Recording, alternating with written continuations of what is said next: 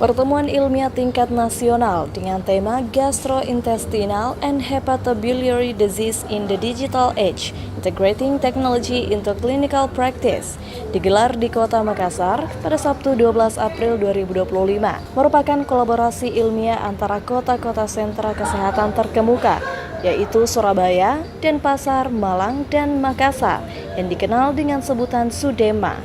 Kegiatan ini adalah kegiatan pertemuan ahli saluran cerna se-Indonesia Timur, kalau boleh dikatakan seperti itu, Surabaya, Denpasar, Malang, Makassar.